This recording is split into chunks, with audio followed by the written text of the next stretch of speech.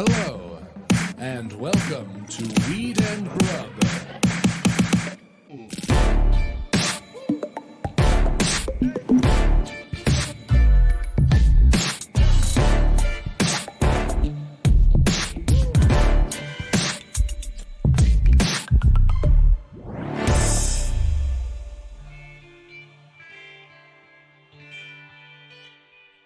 I don't know who sent you that TikTok, but I absolutely, while standing outside of Eric Wilson, shout out to our friend Eric Wilson, formerly Tender Friends podcast, went to his place for Royal Rumble. It was so much fun. Shout out to my new friend Rose too. But as soon as I got outside his place, I hit him with a here by text. And that TikTok you showed me has never been more accurate about my life. So you arrived at Eric's house, and to let him know that you were outside, you texted him here with a picture of yourself outside? No, just the word here, not even a period. Just like hit it with the thumb, hit send. I don't know who sent me that TikTok either, and it is accurate of you to say I don't know who sent you that TikTok, because you know I'm not on TikTok. I don't find these things myself. I find TikToks two ways. Someone texts it to me, or I read about it on the Huffington Post. Yeah, you read about TikToks. You're deep in the reading about TikToks I game. read about TikToks all the time on like Jezebel and the Huffington Post. This one, I don't know where it came from, but it's so great because it goes through boomers, Gen Xers, millennials, and Gen Zs and how they show up at your house. And you were absolutely a millennial. You fucking nailed it. Nailed it. Yeah. You were kind of like, I think the whole thing was like, millennials are hoping that they don't have to show up at your house, but if they do, they're going to text you that they're there, and that's your cue to come and let them in. Dude, as soon as I found out that I could stream Royal Rumble myself on Peacock, yeah, and I looked and I could get Peacock for $9.99 with no ads, I was like, why am I going anywhere? I can order my own chicken tenders to my place. I can watch it in my place. I can smoke all my weed and sit alone in my place.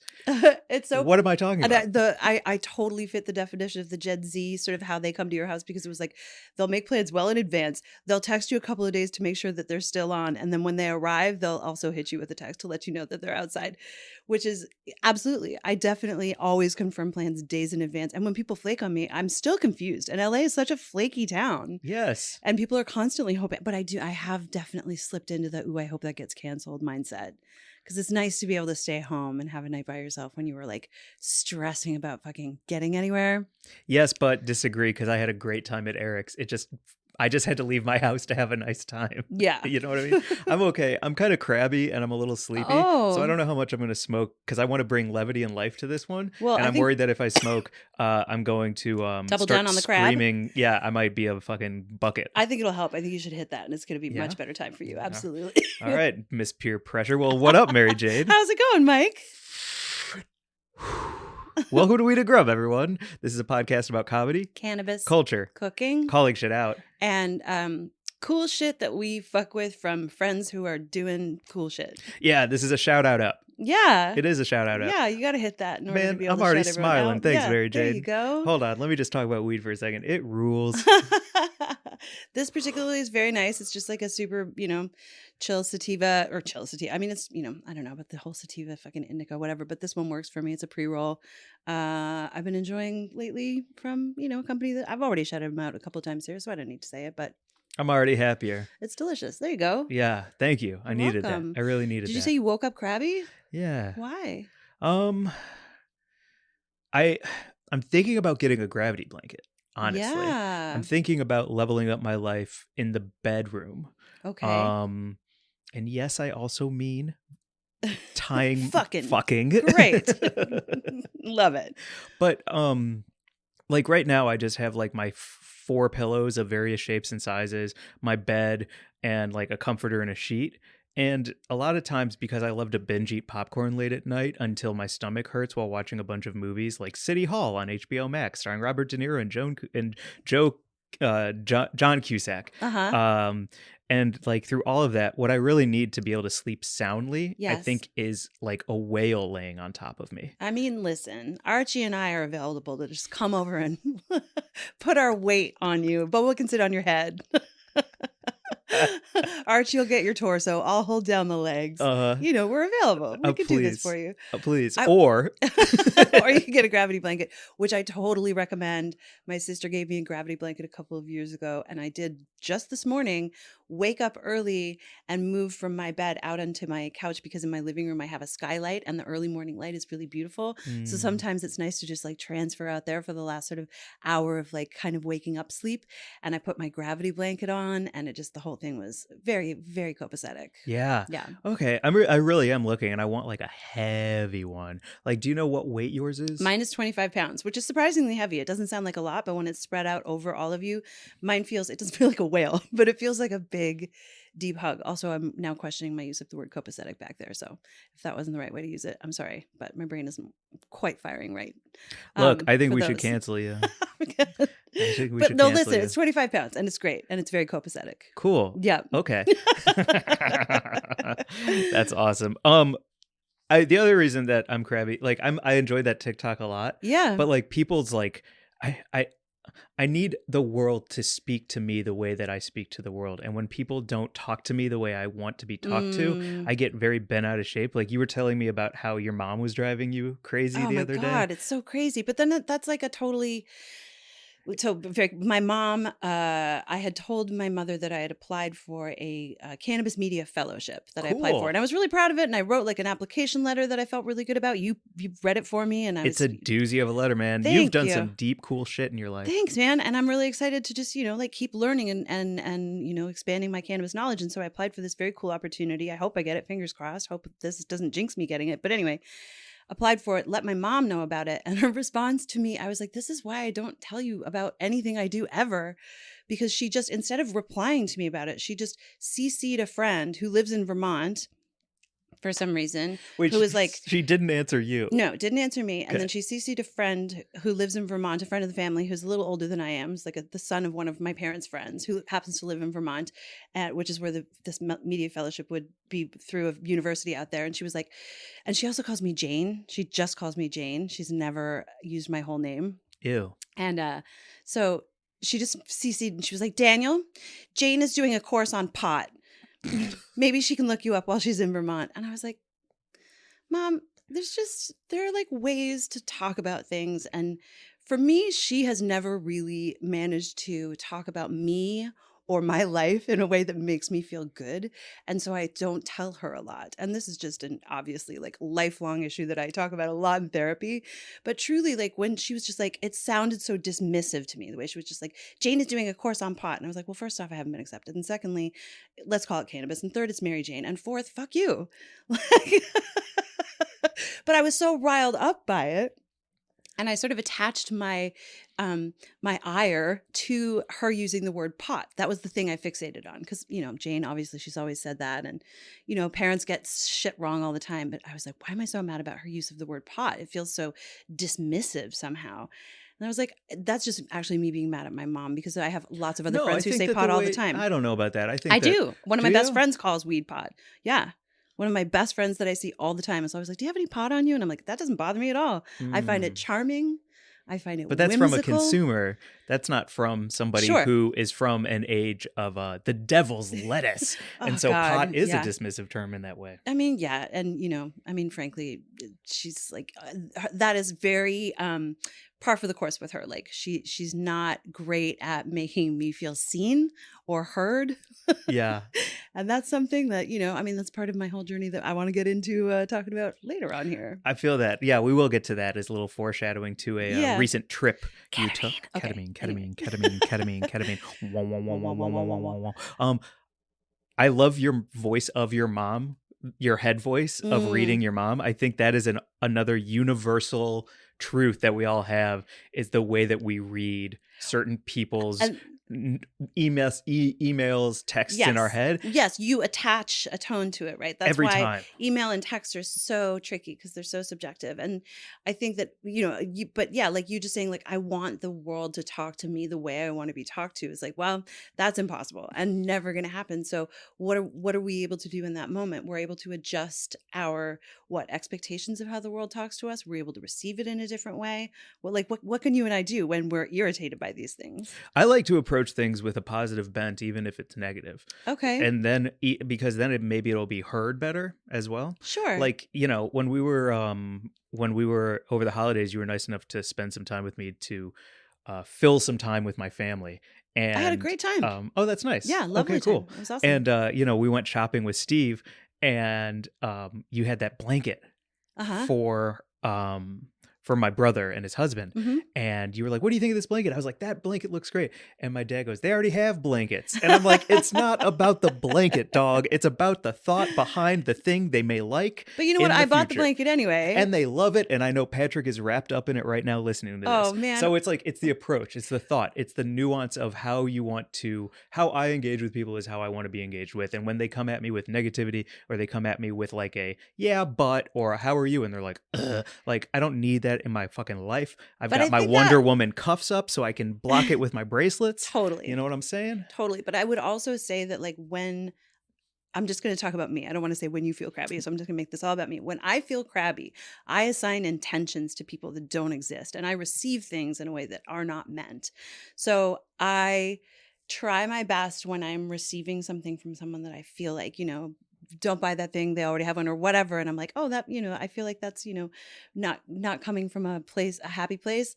That's on me. Yeah, I feel that. You know what I mean? Why I know I'm crabby? Because I'm hungry. So like, I'm gonna eat while you gotta fix everything. You gotta what the hell? Did I just bring you here to like get you high and give you snacks? Is that the purpose of this podcast now? Is keep Mike alive?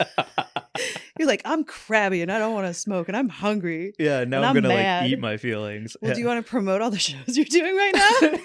They're gonna keep you alive so you can fly to Hawaii and fucking headline in Hawaii this Friday the 3rd, I think in Honolulu. This episode is called Mary Jane Carries the Show on Her Back. While Mike lays under a gravity blanket. By therapeutic psychedelics. Let's get into it. And then we'll also check us out, please, on February 5th, this Sunday. We've got a live show. We're so excited. I know we've got some great friends who are coming in the audience. Thank you all who have bought tickets already. Check out the link in our show notes and all over our Instagram. It's at 4:00 at the Gateway Theater in San Francisco. We got 90 minutes of snacks, giveaways, trivia, fun, fucking crazy cool guests, Katrina Davis, Jordan Morris, and Vanessa Gonzalez. It's going to be a great fucking time. Please don't miss it. I'm so excited. We also have a surprise guest. Oh, we do? Oh, we do. That's right. Don't give it away. Won't give it away. Big fat surprise. Very excited about it. Yeah, I'm really excited too. Yeah. On the 5th, come through. So yeah. It's a Sunday. 4 p.m. We're going to play a bunch of games with the audience. I'm excited. I know. I'm really excited. So you want me to talk about why I'm feeling a little like positivity? I'm so stoked that you're doing this. I feel like, you know, we're both talking about things that we also talk about in therapy on this podcast all right the now. Time. So much therapy. But do you mind if I kind of give a peek behind the veil a bit on your last session that you shared with me? My last therapy session? Yeah, and what they said to you as far as their wish. You want to tell people what my therapist said to me? Yeah, I was on the Zoom. I could just say it. Okay. Or do you want to say it? I'm just really excited for you. Thank you. So it's hard for me to like not share it because it's like me handing you a gift and then telling you what it is before you open it because I'm stoked. Yeah, that's what it is. So yeah, no, I mean I'm stoked to talk about it. You know, you and I have talked about this for so long, and I, you know, have all of these diagnoses that I have found help with psychedelics through various ways, but I've never really like sat down and done just like purely therapeutic psychedelics in like a prescribed way. And a few months ago, I was lucky enough to receive this ketamine protocol, but I hadn't done it. I hadn't set aside the time to do it. And I don't know why. But I had like you were saying, I had a hard therapy session last week, and at the end of it was totally kind of a mess. And my therapist just looked at me and was like, you know, my dream for you is to do that ketamine. And so I had a session yesterday. I asked you to be my trusted ally. Yep, I signed a contract and everything. Yo. Yeah, it was serious. I took it damn serious too. You sure did. You showed up at my place so prepared. And I had prepared my whole space and done all of the, you know, the intentional everything, the set and the setting and journaling. And I fasted beforehand and all that stuff. And I don't actually want to talk too much about the experience itself. I want to sort of hold it close because it was a very obviously personal and intense experience that I'm still processing, honestly. So I don't actually want to talk about that yet. I will maybe after I finish some more sessions. Can I talk about protocol? Because I do think that I've never heard a podcast that talks about ketamine therapy protocol before and like Yeah, yeah. what it actually looks like. So that I would love to talk about on here because ideally, maybe somebody listening to this says, oh, maybe that is also going to help me. The way Sure. it seems like one session out of 4 so far has really helped you, I at don't least know. like in the moment. Yeah, I don't even want to use that language. Okay, I but found it very informative, enlightening, interesting, intense, a bunch of things. I don't want to say it helped me because I think that language is uh what's the word? I can't even think of the word, but it inaccurate. yeah, not only inaccurate, but it's sort of like it makes it just one thing that is like I'm not sure if there are only positive side effects. Like I'll see in a couple of days, like maybe I'll Yeah. have something bubble up and be like, oh, that's a weird thing that I received from that session that isn't helpful. Yep. I just Yes. want to, yeah, Okay, so let's pigeonhole. pigeonhole it. Fuck. Pigeonhole it. I feel like Natasha Lyonne in her new show Poker Face, where every episode there's one word that she can't fucking remember or figure out. And great show, check it out. Natasha Lyonne is a sexy fucking bitch, and that show is really fantastic. Ryan Johnson's a fantastic show creator, and but anyway, I feel like that today. Mhm. But I've done it twice now with Copacetic and Pigeonhole. So And just like Natasha, you land it finally, and you're like, pigeonhole. There we go. Anyway, I don't want to pigeonhole it by saying it helped me. great. Protocol wise, this is something that you took. Like, can I just like talk about the protocol that I saw? I'm happy to talk about everything surrounding my actual Okay, ketamine cool. journey. Because it came to you, and it was 4 lozenges, Mhm. each one 150 milligrams of ketamine, Correct. and then with that, 4 ginger pills to help with nausea. And you fast before this so that it can, kapow you as much as it is possible to kapow. And you take the ginger pill for nausea, and then the rest of it. My job was to check on you every 15 minutes because it's not my job to be there. It's not my job to ask questions. It's not my job to say anything at all. My job is to check on you every 15 minutes, just kind of peek my head into a room to make Mhm. sure you're breathing and everything is okay. If you need to be held, there's a safe word. And not held like hugged, but like if you just need some human contact while you're going through that trip, there's a safe word. What was your safe word? Yesterday it was, I don't want to say it because I might want to use it again. Okay, bet. Yep. Cool. It's a good safe word. It's And food. it is a food. Of course. Yeah, Yeah, the but I might safest want thing in the world. I might want to use it again, and I don't want to get stuck in my Okay. head that yeah. Cool. And then the rest of it is like your procedure. So that's my job as the ally, was to check in Right. on you every 15 minutes. Be prepared, have water. I really did set a timer for every 15 minutes. I could And, sense you there the whole time, which cool. was really fucking cool. And when Oh, you say good. it wasn't your job to be there, it wasn't your job to be in the room with me, but you were Right. there, like you came over to my house and like hung out with my animals. So Yeah. I was totally free to just do my thing. Yeah. Yeah. And then you had headphones on, Yep. and there's a whole journey that the Yes. headphones take you through. There was an hour-long meditation that came along, and there were several of them that you can choose from. And I just decided to start with the first one suggested, which was called Presence. And it's a 10-minute meditation that you start with where you sort of dissolve the lozenge in your mouth. And then the meditation thing invites you to lie down. And then there's sort of a 50-minute soundscape of all sorts of like binaural beats and sounds. And then at the end of it, they sort of invite you back. And it was timed out incredibly well. I mean, they've done a really nice job. I don't want to give the name of the company because I'm not promoting a company on here. It's a very cool experience. And if I feel like sharing who it was, I certainly will down the road. But it was neat. And I was really, I mean, I have done a lot of work with psychedelics to, for grief, for trauma, all of that kind of stuff. I've certainly done it intentionally as well. I'm not saying that I've never done psychedelics intentionally, but this was prescribed to me through telehealth. And I took my blood pressure with a cuff they sent to me in the mail before I lay down and listened to a program. Like it was very, very, very different for me because usually I would go to the beach or go out to the woods and sort of, light a candle and perform some rituals for myself for set and setting before doing them. Very much more organic and very much my own sort of like intuition and instinct for what I need. This was a prescribed hour, and they can't prescribe what happens in your head, obviously. Right. But it was pretty fucking interesting. And I'm really glad I fasted as long as I did beforehand. All I did, I got up and I had cottage cheese in the morning and a cup of coffee.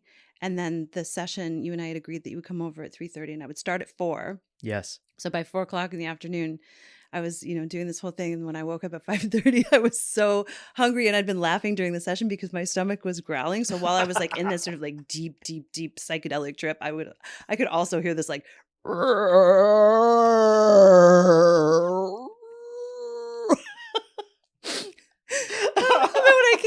out of it. You stuck your head in, and I was journaling because I'd sat up at that point, and you just looked at me, and I was like, I'm just journaling, but I'm so fucking hungry. So funny. And so, Well, so I that knew was you a were great hungry end. before it because you were like, I'm starving. And I go, you can't have your dinner until you finish your You ketamine. gotta finish your ketamine. Take your ketamine, woman. Yeah.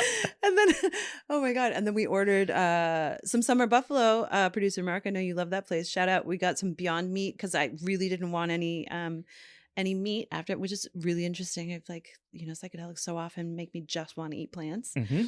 So we got some Beyond Meat delicious curried noodles. And when we were walking back from there, I was like, yeah, all I'd had was coffee, cottage cheese, and ketamine all day. It's a perfect Sunday. I really needed to have some curry noodles to wrap that up. Absolutely. Yeah. Yeah, it was great. I was really, and thank you so much. I mean, I obviously thanked you a million times in person, but thank you on here because I think that, for anyone who is interested in doing this, one of the crucial aspects for me in having what I think, I would term an enjoyable experience overall, even though it was incredibly intense and there were tricky parts for it for sure, but I am feeling good about it, was feeling that my trusted ally was there, that I was safe, Yeah. that's just a huge part of it. And it was part of the meditation as you were sort of dropping into it. They just say, you are safe. And it was such an important thing to hold in my head for the whole time as I navigated some stuff that bubbled up that was tricky. Yes. Yeah. So thank you. You're welcome. My pleasure. I'm say so happy for you. Don't ever, like, if you are choosing to do this, don't choose someone that you would have any doubts about being there for you when you're at your most vulnerable. So yeah, you were that for me. Thank you. So this is the first time that set and setting, which I think is thrown around so much, whether it's in psychedelics or cannabis or seeing Zed at Life is Beautiful. You know what I mean? Like whatever it is, like it's thrown around in a way that specifically like, for, but this is the first description I've heard where set and setting is like not only important and amplifying, but it's doing it through something like telehealth and like medicine and things like that, where normally when I think of set and setting, I think about how much Molly I'm putting up my butthole while I dance my face off and then go to Vegas and then come back and I'm a sweaty, greasy, gray mess of Tito's, MDMA, you know what I mean? That's not and set and setting at all. And that's not set and setting. That's like a beautiful like cleansing that I love to do and I need to do. Yeah. It's important to my life to scrub the fucking cassette. You can just put it in your mouth. It kicks in faster. You could just put it in your mouth. The problem is when you get the powder kind. Just put it in your mouth, man. You're like, oh, where's this powder going? Don't put Molly up your butt. Set and setting. Just eat it. But I know what you mean. Yeah. I think it's thrown around as like a party idea. Yeah. No, it's not. I think at all. Like but this is the thing. It has been co-opted. It is to me because I'm not deep in the culture like you are, Mary Jane. Like my culture is a party culture a bit more. And so when I think of set and setting, I know you're a partier. But you also write for Vox and Rolling Stone about these things. That is not my purview when I think of set and setting. Right. And I'm just saying that set and setting actually does come from that very intentional kind of stuff from like indigenous traditions and spiritual traditions and, to some degree, like just the sort of countercultural traditions of people who would like, trip to turn on, and all of the sort of like wonderful American psychonauts, that we know about, like Timothy Leary and Ram Dass, all that, like set and setting is very important and comes from that, all of those schools of thought. But like you're saying, it also, I think, has been co-opted to some degree. Although I don't hear party culture people being like, make sure the set and setting is right so you can put Molly up your butt and go dancing. I think a more accurate way for me to say it is when I think of set and setting, I think of party culture. Okay. Because I'm not steeped in the psychedelic community in a therapeutic way. Okay. So it was interesting for you to just see a different sort of aspect of it. Exactly. Like to me, this was the most pure, easy to understand way of thinking of set and setting. Because I've always heard it and I've always like tried to say it without really like thinking of anything except seeing Zed at Life is Beautiful. And so, like this was like a real testament to what that means. Totally. Yeah, I get it. I mean, part of it for me, this was a first, I think for me, because I'm a kind of a disorganized, messy person, is that I cleaned the fuck out of my whole house. My bathroom was immaculate. I cleaned under my bed. My bed was made up fresh with a beautiful new, like, pretty duvet cover. I lit the gorgeous candle that you'd given me for Christmas. I like watered all my plants. Like Oh yeah. I did all of those things, and that was so nice. It's just so nice. And of course, I've heard people talk about that a million times, but I'm just naturally a person who always has like stuff on every surface, unfolded clothes. This is just how we live. Archie and Boba were always like, stuff everywhere. There's a million dog toys on the floor, probably some cat poop in the corner. It's like an exuberant mess. My life is an exuberant, joyous mess most of the time. Not always joyous, always messy. So that was a big part of it for me as well. And honestly, like that's a huge thing that I want in my life, is to actually live intentionally and be more organized. And I was talking with our friend Natalie the other night about how every single night she does a reset to neutral every night, no matter what's going on. And that's something that she learned. She's a ballet dancer, and she also studied massage, and she learned it in both of those worlds, where when you leave the room or the rehearsal studio or wherever, you have to do a reset to neutral so the space is ready for the next person.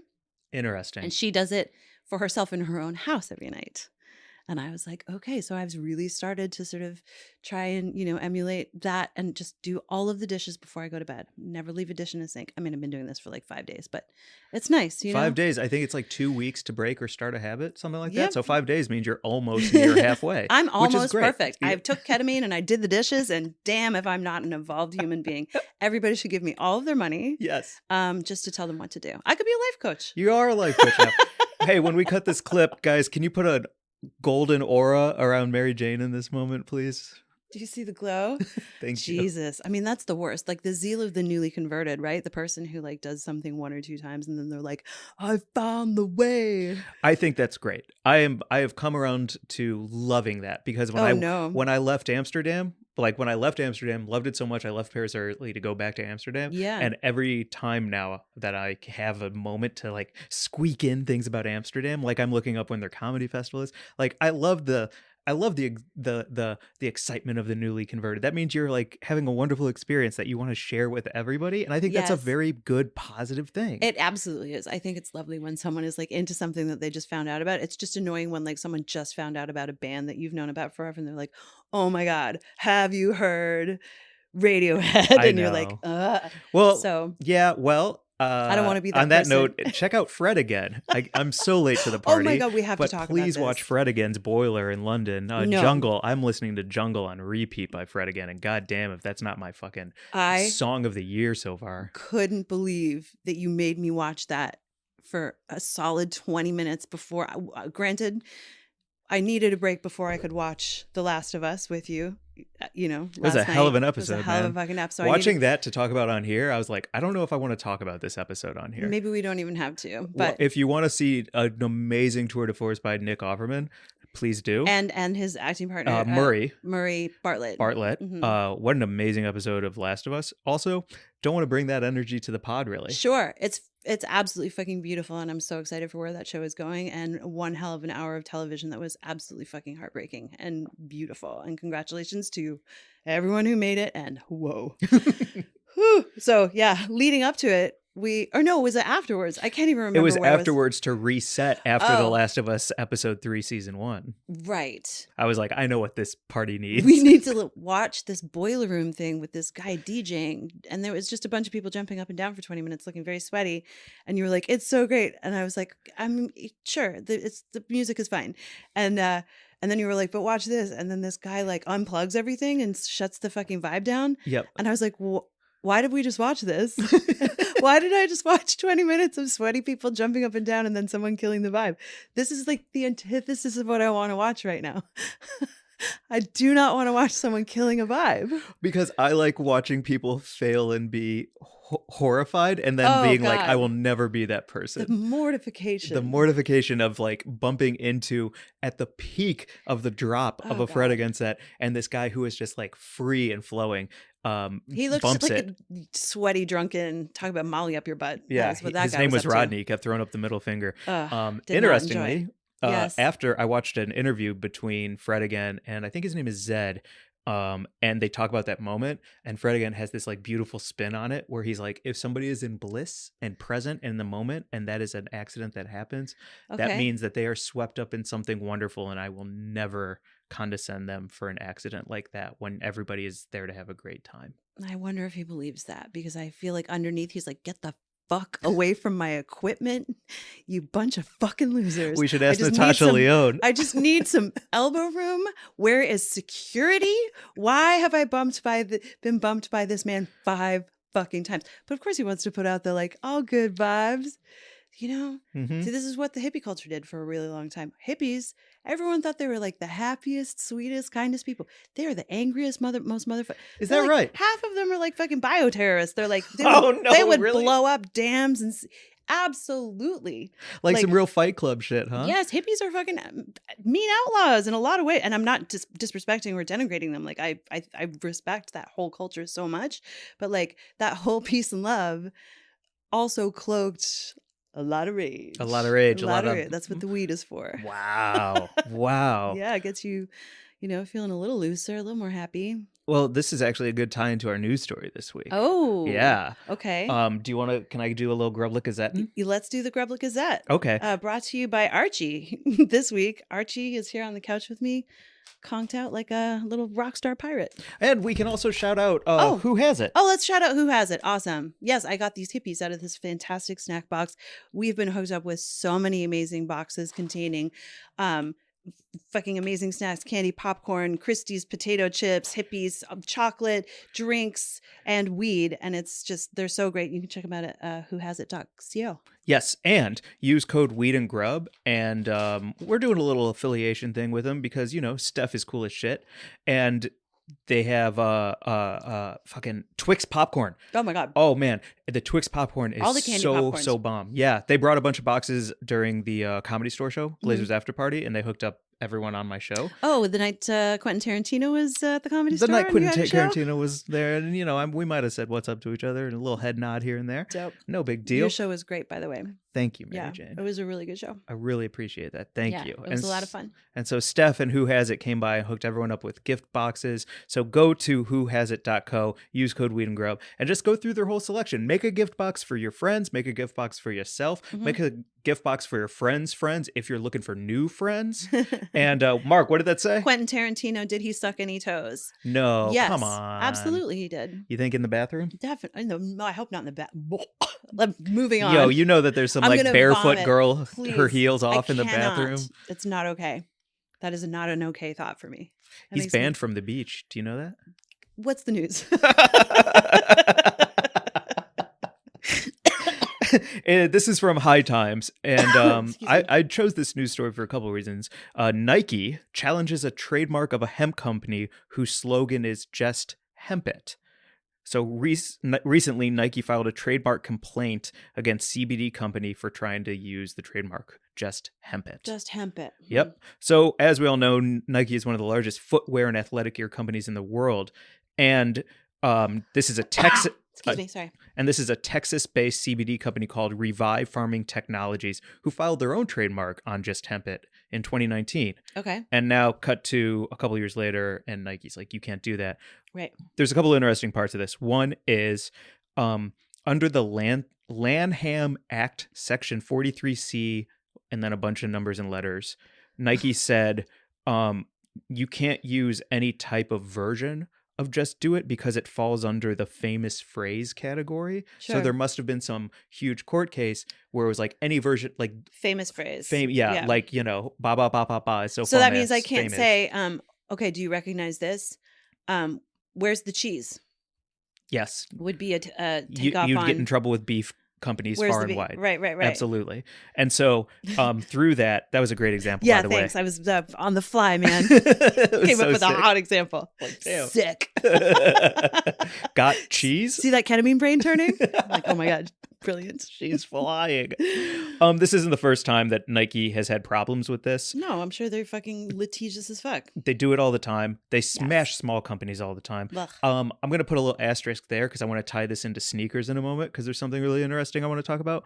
But There's also if we branch out from Nike, Gorilla Glue had a problem with Gorilla Glue strains, and so there was a lawsuit. Oh, the company Gorilla Glue. Yeah, there was a company lawsuit where it's like, guys, the strain is called GG4 now. Yeah, GG number 4. Exactly. Yeah. UPS and Hershey have also had disputes. Harborside had a edibles company that was similar to Hershey's product and branding. So it didn't say Hershey's, but the font, the color, everything about it looked like a Hershey bar. Excuse me 1 second, I have to cough. Okay. Sorry. Same with Sour Patch Kids, Cinnabon. Skittles, famously. Yeah. Exactly. So this goes all the way down. The things that are interesting to me is, one, you can't fucking... Girl Scout cookies. Jesus, Girl Scout cookies. But all of these things are targeted towards kids and candy. Sure. And so I understand why that would be a problem, because I don't want anyone to confuse Skittles with Skittles. I think it's like a no-brainer for me to be like, stop it. Like, kids eat candy. We cannot call something like this that I don't think a 12-year-old should smoke candy. Like, all about that. But when it comes to things like Nike and Just Hemp It, and they're like, this could cause confusion, that's not related, and this is going to damage our thing. It's like, no, it's not. You're fucking Nike. Shut up. Shut up. Yeah. Well, I imagine it's because, they're just not going to make any money off it. Like, they're happy to partner with, they have a strawberry cough shoe. Right. Oh my gosh, they do. Yeah, they've got a bunch of like weed related, like they've got co-branded stuff. I think they're doing something with Huff and Kiva, maybe. I just heard. I'm not sure. But anyway, it's not like Nike is, totally anti-cannabis or anything. They're just anti-little guys who can't help them as well. They're anti anything that's not big and established. Well, and those big companies just like love protecting their stuff so that, if there is an opportunity to make money off that at some point down the road, then they will own that, right? Yeah.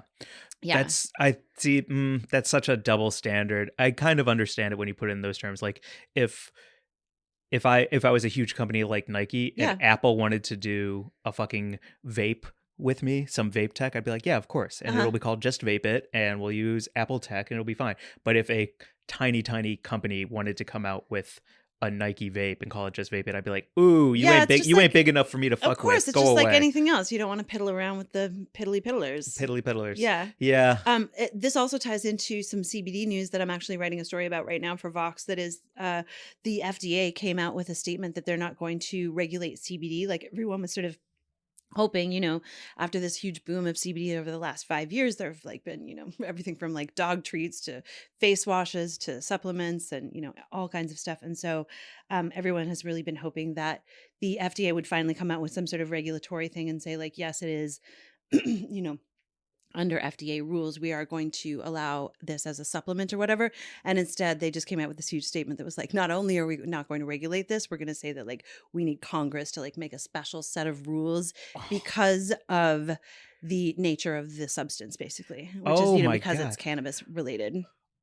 What I just heard you say is the Biden administration that promised it a lot is moving backwards into worse things. Well, the Biden administration, this isn't the Biden administration. This is the FDA, which is the Food and Drug Administration, which is under the Biden administration, but it's under his watch. Its own thing, and they are kicking it back to Congress. I mean, they're punting it. They're kicking it down the, I'm just trying to look up I had the thing pulled up for the what the actual press release was. But anyway, it's just a bunch of basically what, we've just said, which is like, they're like, it's not a food supplement and we're not able to regulate it and we need new laws in place. And so the piece I'm writing is looking into like what's going to happen to the CBD market. And, so 2 political leaders couldn't make an agreement with lobbyists for a certain amount of money in a briefcase. One of them said 1.2 million, the other one said 900,000, and then they just said, well, see you next year. And as soon as we can get those people paid off, we can finally move in the right direction. Yeah, exactly. Yeah, fuck that. On the sneaker thing that I wanted to tie into,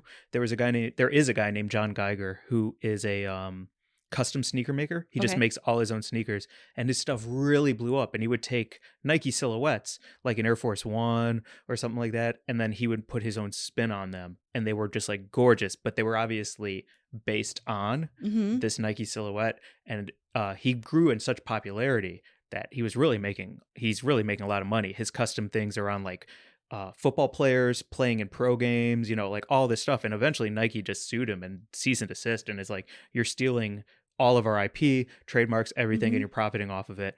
And he won the lawsuit because he got so big, and they came to an agreement. And so it's like, it's things like that that are great because Nike said, okay, if you tweak this and tweak that, you're Right. established enough. It's obviously inspired by Well, wasn't Virgil Abloh famous for king of it. Yeah. He put out his free blueprint of how to do that. It was like his take on Exactly. fashion. Exactly. It's my understanding, right? Yeah. Right. So there will be a time when Nike and weed do come together. You just have to have enough clout and a big enough reach for it to be worth their while. Otherwise, It's you not are about a bad clout luck. or reach. It's about money. Okay. Well, yeah, but You know what I exactly. mean? Yeah, Yeah. that's a good point. Just like, CBD being punted around, it's all about money. Yeah, I truly think like that's what's so frustrating about it is because like if it were some like up and coming fucking mad cool artist, I don't think they would do it. They'd celebrate it. They'd be like, yo, let's go. They would? Yes. Okay. I truly so maybe believe it is about clout. it is. Yeah, because you have to, it's reach too, right? Like, Geiger, I if I were to guess his demographic of people that buy his sneakers, I bet it's like 20s, deep in the sneakerhead game. Yeah. Want to wear some Air Force One, but have a sick twist on it that won't also be at the convention. So you got a Geiger Air Force One, which shows like not only are you in the know, but you're not standard. You're not a basic bitch, right? And at a certain point, that kind of clout resonates towards making a shitload of money. So I think it is clout first. Clout forward? Clout forward. It's a clout forward business. A clout forward collaboration with Nike. The money comes later. You're a lot funnier on this one than me.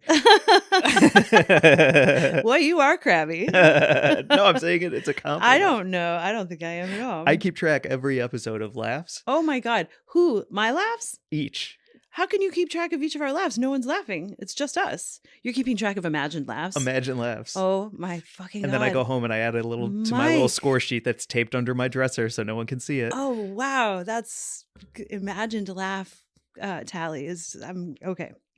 I don't do that, and I think that's good for me. I do a ketamine treatment. And it's all about like, why do I tally laughs? Wait, you count claps too? I count claps. Yeah, I do.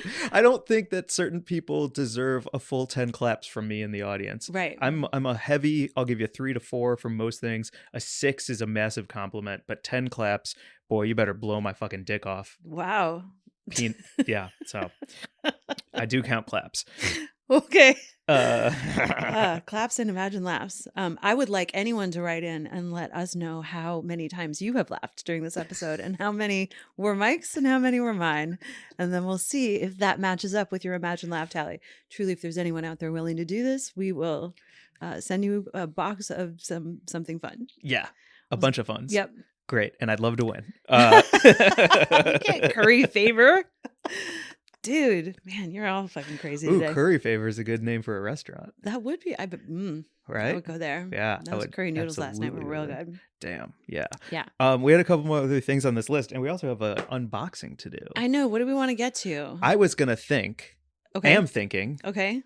Currently are Thought thinking. it. I've thought. You thought it already. It is thunk. It has been thunk that we could shout out our dear friends while I do this unboxing. Okay. You know what I mean? So they can listen to you and try to not listen to me unpack all this stuff. Oh, I'm not talking while you're unboxing. Let's just unbox. Okay, let's unbox. Honestly, this is truly because, and I'm doing this in a selfish way.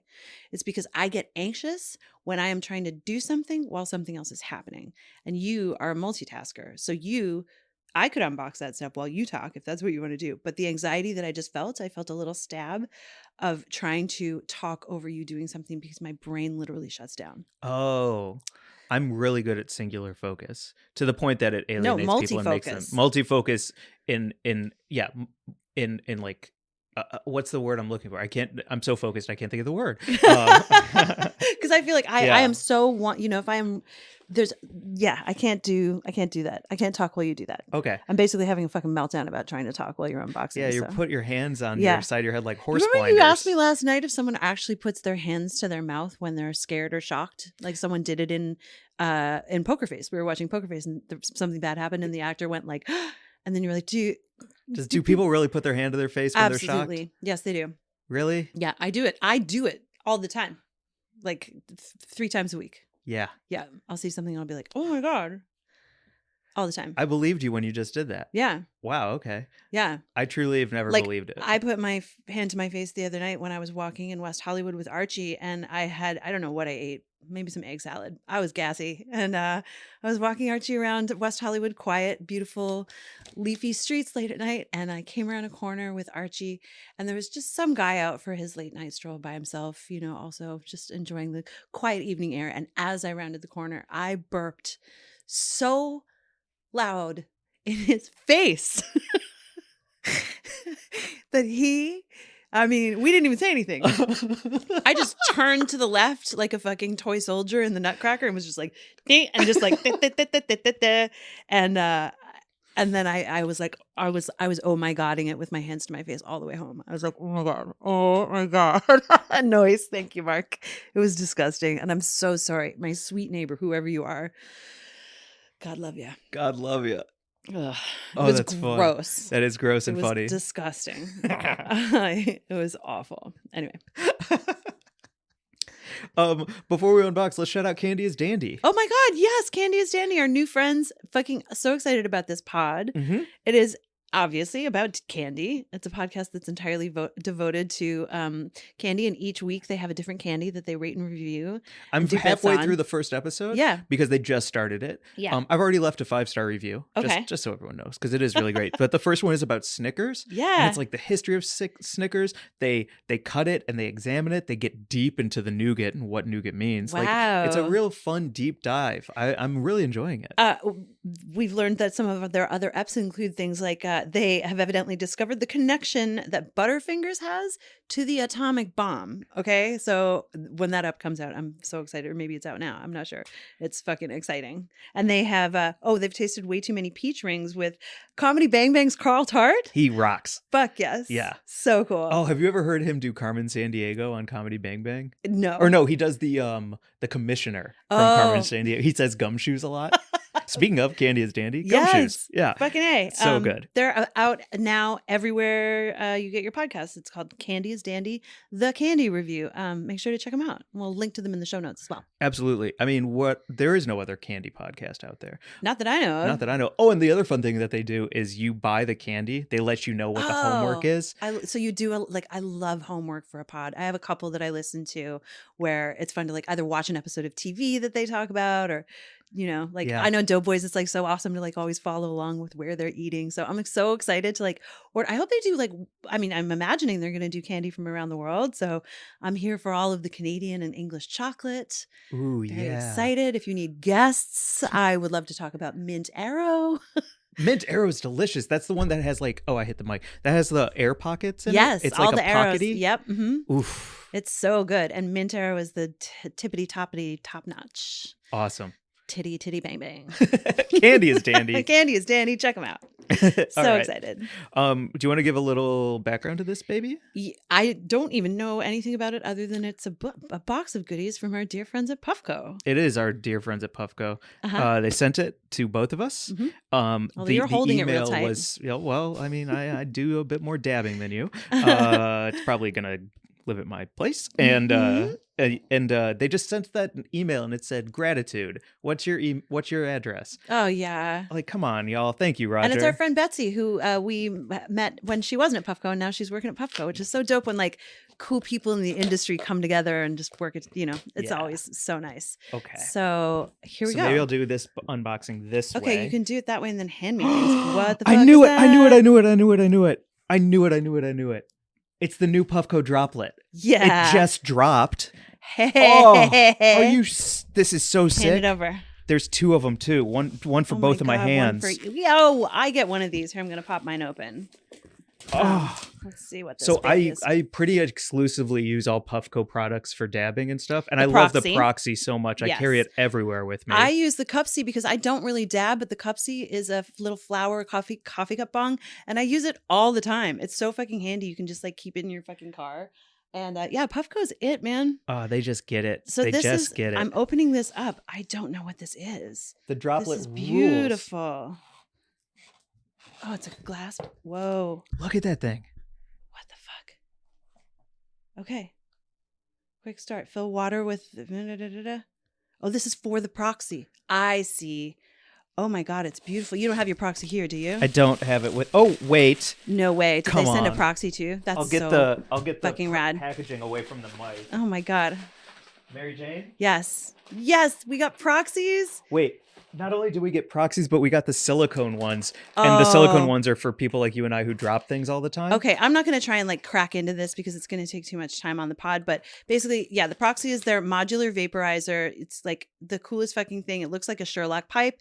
And the unit that's in it that heats up is you can remove it and then pop it into something like this. The droplet, it's basically like a customizable heating unit. And that's what Puffco is so incredible at, is creating these units that are like, there are no fucking coils in there. They don't break. They're like, or if they do break, they will send you a replacement. They're such a fucking great company for that. And this pipe is something that you have been using. I take it to every movie with me. It's so fucking And dope. I hold it like this and I figure out Glass Onion before everyone else does. It's awesome. Great. And now the droplet is their like beautiful attachment that's going to make smoking even fucking smoother, because it's going to be, it turns it into a water pipe, which is so fantastic. Thank you so much, Puffco and Roger and everyone at Puffco. It's just like the coolest place. I hope they do another Puffco PuffCon. Heck yes. Because they throw the best events. They're just the coolest people. Follow Roger. If you don't, just his personal account is a fucking good time as well. Follow Puffco and at Jolly Roger on Instagram, because 5 p.m. every day, live stream. He always does the lives, and it's just this is amazing. Thank you so much. I'm so excited to. I have a little station right now at my house because of my getting clean and making everything nice, and I've unpacked all of my pieces of glass and I have them displayed right now, and I bought fresh flowers too, so this is going to go on my little bottom display.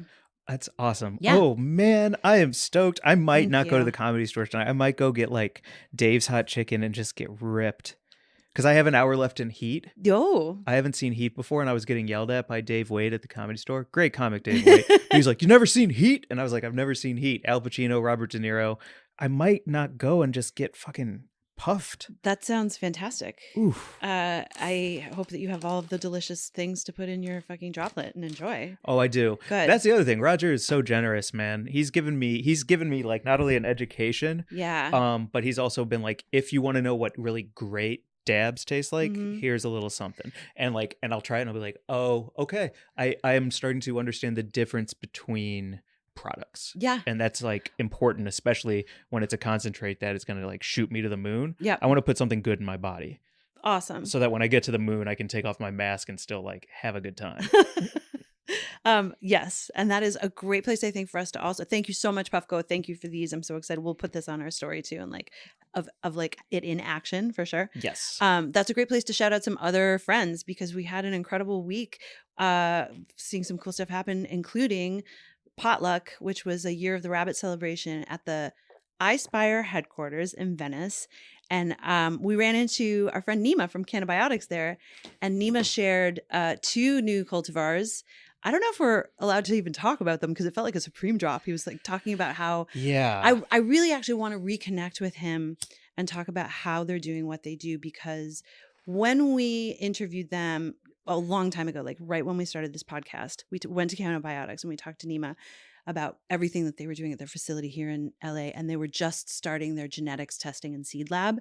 And now is when they're dropping, because Nima has been doing all of the fucking pheno hunting and back crossing and pollinating. And he's coming out with these new genetics at a time when the monoculture is taking over in corporate cannabis. Yes. So all of the big companies are growing gelato and Skittles and Runts and Girl Scout cookies crosses and all that kind of stuff. And you go to Cannabiotics, and they're one of the only companies that I can really think of where they have like 19 different cultivars, and most of them are proprietary, brand new, like these 2. I don't even know if we're allowed to say the names.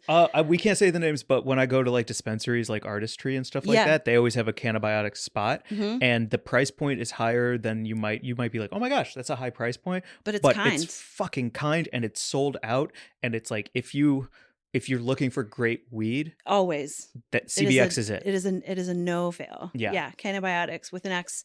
And we've got to go reconnect with him because there's more stuff coming up. And I was just chatting with Nima when we saw him, and he was like, 4 or 5 months, we're going to have some more exciting news. So it's just like another company like Puffco, like with really like friends from the industry who have all come together to do really cool shit. My old colleague John works over there, and he's just like, it's just great. Yep. It's really nice and cool. And it just feels cool to like hang out with people at these parties and like know them for several years and just see them rise Yeah. and make the coolest stuff, the products, the weed, all that stuff. It's so good. What do you think about a strain name called What Is This? Because the goal is every time you smoke it, you like hook someone up with it and they're like, what is this? Great. That a good strain? That is a great strain for Mike Hell yeah. Glazer to. What is this? What is this? Hey, it's the year of the rabbit. Yeah. Fortune and fame, right? Fortune and fame and prosperity. Yeah, that whole event was sort of perfect. I mean, showing up the vibe from the very moment when you walk in the door and you're greeted with like, you know, the first thing that I was handed was an infused milk tea, 10 milligram infused, beautiful milk tea. And then I had this When You're Hungry, Wendy Zhang made all of the catering. Wait, if you're going to talk about her and we're not in Cream Corner, then I can't talk about her. No, this is, this is Cream Corner. We're steering directly into Cream Corner. Okay. Cream Corner. Mark, can you just cut that and then we'll print that as the audio for every time we do a cream? Just sounded like a car accident. A wet car accident. Oh my God. Okay, maybe we'll cut that. Okay, Cream Corner. Here we are. Wendy's an amazing cook. Yeah. I don't know, maybe chef. I'll say chef. Yeah. Amazing chef. Yeah, the mochi. The mochi I tried. It was a strawberry mochi, and on the inside was brown butter, walnuts, and some mung bean. And I'm forgetting one or two things, of course, because it was the first one I've ever had, but it was freaking delicious. I'd never had mochi before, and it's so good. And she handmade all of them with her team. And the cool thing that I learned, especially for Year of the Rabbit and maybe beyond, is that walnuts represent connectivity and friendship. So everything she made, the ingredients within it, were inspired by and a part of the celebration of Year of the Rabbit. Yeah. And so like eating a walnut mochi made by hand by a new friend did feel connective, did feel wonderful. And so the whole vibe of generosity, giving, and so much abundance. And abundance was really beautiful. Yeah, truly. Like that whole vibe community that was hosted by our friend Ophelia, coming together with the AAPI community and cannabis, and our friend Christina, Fruit and Flowers, working with them, and like the whole Aspire? thing. Yep. The whole thing is just about like giving and exchanging and generosity and that flow. And it truly, like, I left with my pockets stuffed with gifts. Mm-hmm. I felt like I floated out into the night with you. I felt like it was like, yeah, it was just like, for me, I didn't know what to expect as far as like, I was like, oh, we'll just go and like, have a potluck and like eat some food. And I came out and I was like, oh, that was like magic. Yeah, it was magic. And I got handed a bunch of microdoses and mushroom chocolates as well, which was lovely. So excited about that. Yeah, the whole thing was beautiful. It was beautiful. Two more things to add because of the event. Is it Chinois Femme? Is that Angela's handle? That's right. Chinois Femme. Uh-huh. So one, shout out to Angela. I like you. There's such great people there. Mm-hmm. I saw on Angela's IG at Chinois Femme. We missed it because I was trying on different sneakers to wear to the occasion, but they had the dragon where it's two people, and we had just missed it. I saw it when I was in San Francisco last. We have Sketchfest coming up February 5th, Sunday, San Francisco. But those dragons, and they come at you and they flutter their eyes and go around, and they had that in the building. Yeah. And that stuff is so freaking cool, especially up close. It was really rad. Yeah. And then the second thing I want to say is, have you had a mooncake before? Yeah, I had one at the party. You had one at the party? Yes, it was. Wait, did you have an sparkly one? No, I just had a regular one. Okay, because I got handed two supernova sparkles. Are these the ones that looked like a peach and they had red bean paste in the middle? No, I don't know what those are called. Yeah, I didn't know so that's what I had, was one of those, and it was delicious. It was like I think they're made to look like a peach because a peach symbolizes it's the two halves again, like the walnut. Yeah. And freaking delicious. With red bean paste in it. Yes. Fucking sexy. It was super sexy. I put one in my hoodie pocket and I ate it the next morning for breakfast. Ooh. Yeah, it was really good. No, these are mooncakes that No, I didn't have a fucking mooncake. Where were the mooncakes when I was there? Well, they're in my fridge. I got two of them. Okay. And I was told to start slow. I'll leave it at that. I don't know how much you want to say it about things like this, Sure. I don't want to go too behind the scenes. Gotcha. But thank you. I'm glad I know they're in your fridge. And they're in my fridge, and I'm looking forward to a supernova night. Great. With a mooncake. Supernova night with a mooncake. That sounds like a great album by an up and coming rapper. It does, right? Yeah. Yeah. Come on, little baby. Get Yeah, at like me. who's in line next? Who's coming up after Kid Cudi? Gosh, good question. Who's next, Mike? The double XL freshman class this year wasn't as good as I was hoping it would be. Oh, okay. There was a couple bangers, but those bangers are already out here. So I really am looking for new hip hop. If you got it, I'm listening truly. If I have it, yeah, Mary Jane, who's your favorite hip hop artist right now? Oh, I just like the women. Truly, like I don't know Yeah. anything about hip hop, and I sometimes am not even sure if something qualifies as hip hop. But Like- I like all of the young women making music out there. Like I love Megan Thee Stallion. I love Cardi B. I love fucking, I if someone puts on Nicki Minaj, I'm not mad about it. I like Azalea Banks, even though she's said some really fucked up shit. I think her music is really cool. Yeah. You know, I just generally like the women. There's a Cardi B song with a new person. She might get double XL next year called Glorilla. Oh, okay. And you might like that song a lot because Cardi in it is like, you ain't my friend if I had to look you up. Yeah, yeah. Like oh. great quotes, just banging. Always. Eat my ass like a mango, you know? Just real fucking Cardi B Fantastic. shit. I used to like Cupcake. I wonder what she's up to right now. I think she's out of Chicago. Do you know her? Yeah. Yeah, I've heard a couple of her songs. Um. Glorilla, check her out. Okay. Yeah. Sweet. What else we got? I was just gonna say, on the potluck tip, if people want to follow Wendy, her Instagram is When You're Hungry, but without the H. So like her name Wen, WEN, You're Hungry, and yeah, her food is amazing and her vibe is impeccable and everything is Yo, you know the other copacetic. thing? Not pigeonholed. Sorry to step on that. Well, no, I'm just rambling over hilarious. here. The other thing that they hooked me up with, Ophelia, Wendy, Angela, Christina, I went home with a Potluck infused sriracha. Oh, that's not what I was expecting you to say. It was you just named a bunch of women and then said I went home with, and I was like, what's it? All of them. We all went home together. Wow. Yeah, it was fun. That's a sexy pile of people. Potluck infused. And I was in the corner the whole time. Maybe I invited myself. I don't know. Yeah. Great. Yeah. No, Potluck has an infused sriracha now, and I'm super yes. stoked because you know how one of my New Year's resolutions is to always. I might buy a rice cooker for this to always have fried rice on deck that I can make. Like always have old rice in the fridge. Yes. And some like infused sriracha with a little bit of fried rice, real quick, nice dinner. Their products across the board. They're at Get Potluck. I just know that because I looked them up because we saw that sriracha and they make all of my favorite like infused olive oils. They make a shrimp chip and they're it's all like family recipes and they're woman owned and operated. And it's like, yeah, that's man, it's just so nice when companies like that manage to keep going. Yes. Oh, Truly. like it's so hard for everyone. So, you know, congratulations to anyone who's still surviving. And Get Potluck is one of them who's just seems to be doing really well. And I love their stuff. I do too. Yeah. I like this episode because we're putting good things out into the world for people we believe in. Like we always say, like this podcast is about, you know, shouting out and celebrating people and things we believe in. And I feel like this whole episode has been like, yo, this is who we fuck with. Yeah. And that feels nice at the start of the year to have one of these eps where it's like a quick, like top of the year roundup of people and places and things that maybe you might want to check out. I like that. Oh, it was Mike's time to do your ketamine, it's Mike. time to do my ketamine. We got to get out of here. I got ketamine to do.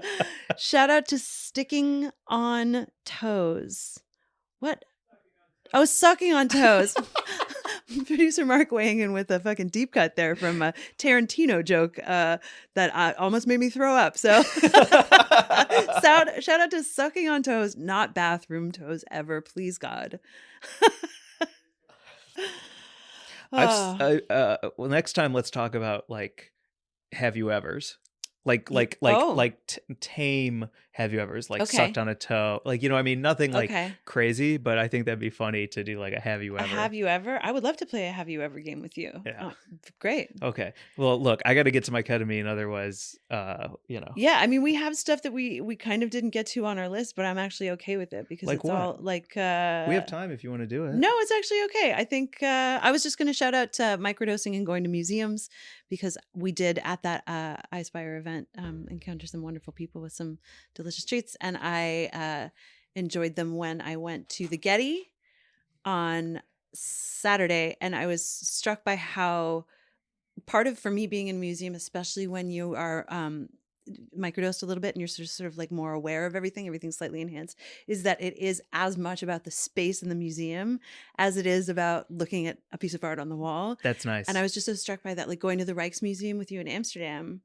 I mean, part of the joy of that was just being in this beautiful, huge building in a gorgeous city. Had there been nothing on the walls, I still would have walked that place and just been like, look at the corner. Oh my God. Look at how like the perspective changes and they want me to look over there just based on layout. This architecture, but I was with a friend, dear friend, who we've been having a lot of fun microdosing on Saturdays and hiking. And I was just struck by the fact that we just kept going outside from the Getty because we were ostensibly there to like look at some Impressionist paintings, and we were like, let's go to the garden, and then we just wandered around and looked at like the walls and the flowers for a while. It was great. That's great. Nature's paintings. Exactly. While you were watching wrestling, I was watching wrestling. Yeah, it was a great Royal Rumble, and then I get a picture of a garden from you, and I'm like, ugh, you're missing it. No, I was like, he's missing it. Fucking inside smoking weed and watching wrestling, and you're like, what is she, outside looking at a bush? We're very different.